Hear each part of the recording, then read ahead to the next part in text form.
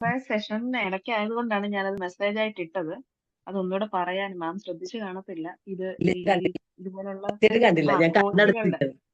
ഇല്ല മാം അത് സംസാരിക്കുന്നതിന്റെ ഇടയിലാവുമ്പോ അത് ശ്രദ്ധിക്കില്ലല്ലോ. അതെ, അപ്പം ഞാൻ പറഞ്ഞോളൂ. ഒരുപാട് പേരുടെ വെബിനാർസ് ഇങ്ങനെ കാണാറുണ്ട്. പല രീതിയിൽ life coach, business coach, career ഗ്രോത്തിനെ പറ്റി സപ്പോർട്ട് ചെയ്യുന്ന ആൾക്കാരുടെ ടോക്സ് കുറെ കാണാറുണ്ട്. പക്ഷെ അവരൊക്കെ എന്ന് പറഞ്ഞു കഴിഞ്ഞാലും വളരെ പ്രിപ്പയർ ചെയ്ത PPTയോ അല്ലെങ്കിൽ അവരുടെ പോയിന്റ്സ് എഴുതി വെച്ചിട്ട് അതിനെ ബേസ് ചെയ്ത് മാത്രം വളരെ ഫോർമൽ ആയിട്ട് സംസാരിക്കുന്ന കോച്ചുകളുടെ ക്ലാസ്സുകളാണ് ഞാൻ കണ്ടിട്ടുള്ളത്.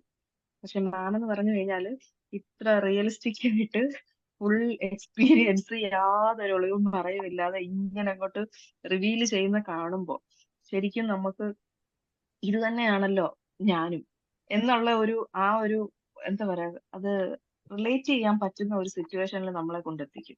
കാരണം മറ്റേതിലൊക്കെ ഒരു ആർട്ടിഫിഷ്യാലിറ്റി ഫീൽ ചെയ്യാറുണ്ട്. അവരിങ്ങനെ പ്രിപ്പയർ ചെയ്ത് വളരെ വളരെ ഫോർമൽ ആയിട്ട് സംസാരിക്കുന്ന ഒരു മീറ്റ്.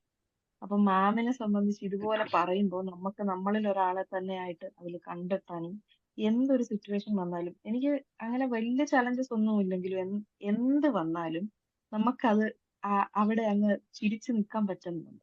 എനിക്ക് ശരിക്കും ഭയങ്കര അത് മാം പറയുന്ന രീതി എല്ലാം തുറന്നു പറയുക എന്നുള്ളത് വളരെ ഹോണസ്റ്റ് ആയിട്ട് പറയുമ്പോൾ നമുക്കത് ഫോളോ ചെയ്യാൻ തോന്നും.